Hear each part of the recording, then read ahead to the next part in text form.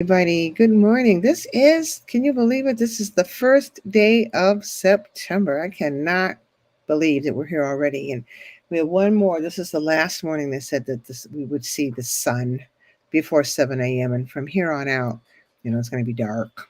It's going to be dark in the morning until like April.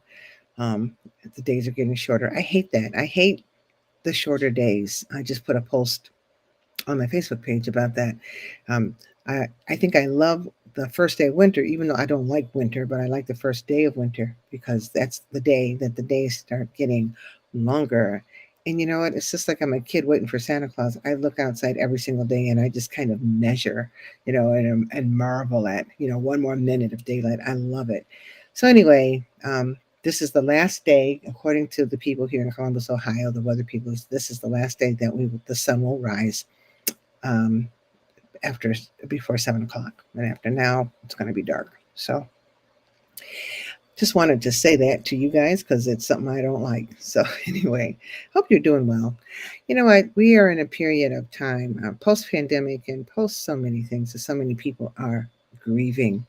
I was thinking the other day about all of the people who lost loved ones during the height of the pandemic. And I say the height of the pandemic because the pandemic is not gone yet, you guys. It's just not gone. Just like HIV/AIDS is not gone. People are still getting sick with that and they're dying. And now we learn that people are getting polio again. So these viruses have a way of sticking around and they're deadly. But during the pandemic, so many people died, and so many families didn't have the opportunity to be with their loved ones while they were dying. Oh my gosh, I can't even imagine. So many of them did not get to hold their hands or speak to them directly.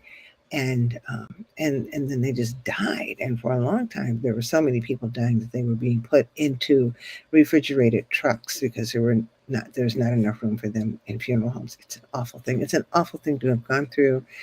And I say that to say that so many people are grieving, are grieving, we're grieving the loss of loved ones. We're grieving the loss of so-called stability in this country. Um, Everything is in upheaval. Actually, you don't know from one day to the next what's going to be standing the next day because of all of the craziness that's gone on. So we're grieving the loss of comfort and our stability. We're grieving the loss. Some of us have losses that are going on right now. I talked to someone yesterday, and I guess he's grieving something he's going through now, and it's kind of related to what I was just talking about. He has a son who died during COVID, and he's still grieving that. So he's trying to raise money for this particular choir that he's in to, in memory of his son. And then I talked to another person who yesterday who has been sick with cancer, has been in remission, and now the cancer is back. So she's grieving the loss of her health. I have another friend who had a stroke. She's grieving. We grieve, we lose things, and that's why I think I wanted to read today from day 70 from my book, Rest for the Justice Seeking Soul.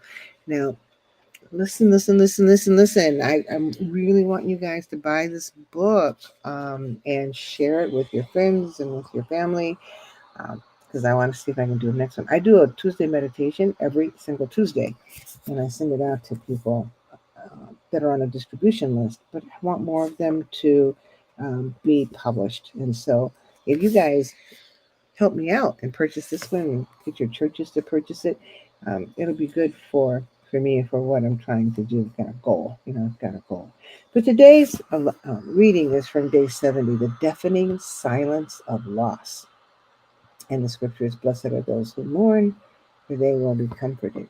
And it reads, and good morning to everybody whom I cannot see because I can't see you in this restream thing. But good morning, I'm glad you're here.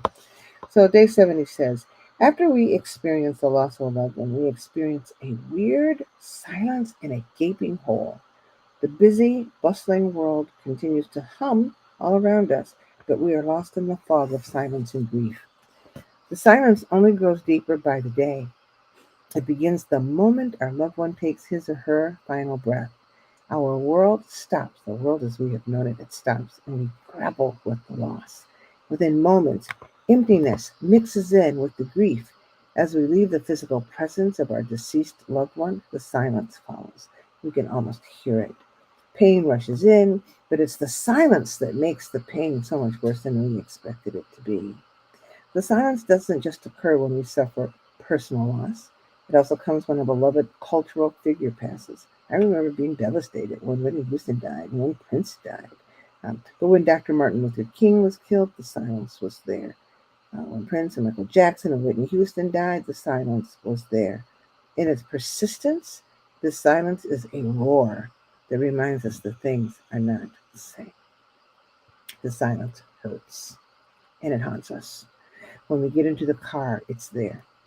When we walk into the house, it's there. When we pass places that remind us of our loved one, it's there. It comes up with the dawn and refuses to set with the sun. It can wake us up with a jolt in the middle of the night. It can be so loud, even though it's silent, but this silence can be so loud in our spirits that it drowns out the voices of those who are trying to comfort us. No matter how hard we try, we are unable to get rid of the painful experience of that loss. Every single one of us have and will continue to have bouts of silence caused by loss. Loss is a given though in life. We cannot live unless we experience loss.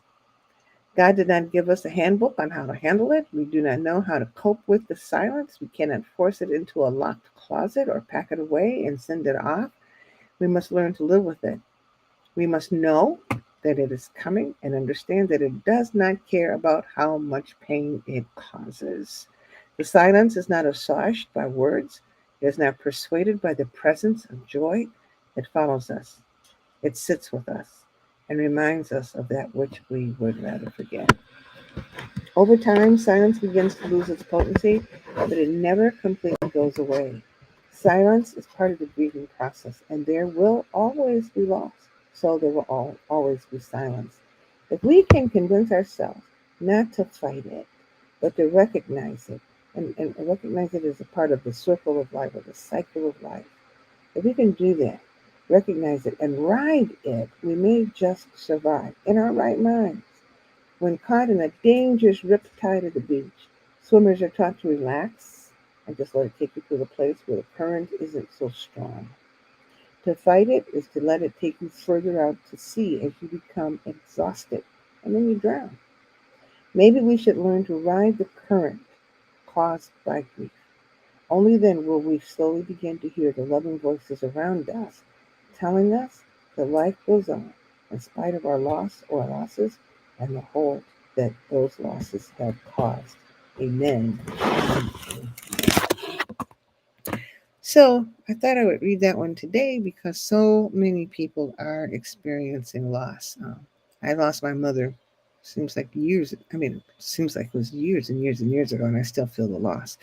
I've lost pets, and you feel that loss. You lose boyfriends or husbands or wives or partners, and you feel that loss. Um, you lose a close friend from years ago. You feel those losses; they're awful, and the silence is there. Sometimes you just want to shake somebody and wake them up. Say, don't be gone. Don't be gone. We need you to be here." But of course, that doesn't work.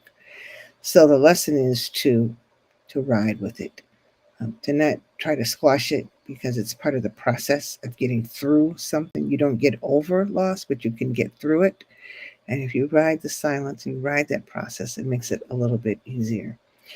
So that's all I have for today. I'm hoping that you are checking your registrations daily. I hope that you are, if you are able, knocking on doors, registering people, talking to people about the importance of registering, getting them to do what they might not want to do because people are discouraged and, talk about loss, that people have lost trust in so much in this world and in this government. But just keep doing the work. Just keep doing the work. Um, and know that your labors will not be in vain. If you are suffering from a feeling of loss this morning, I pray right now that you can inhale the Spirit of God and exhale some of that pain. Just inhale the Spirit of God, which is life, and exhale the pain of remembering and feeling and experiencing that loss. That's my prayer for you. That's our message for this day. You guys have a good day. Come back next week and bring somebody with you.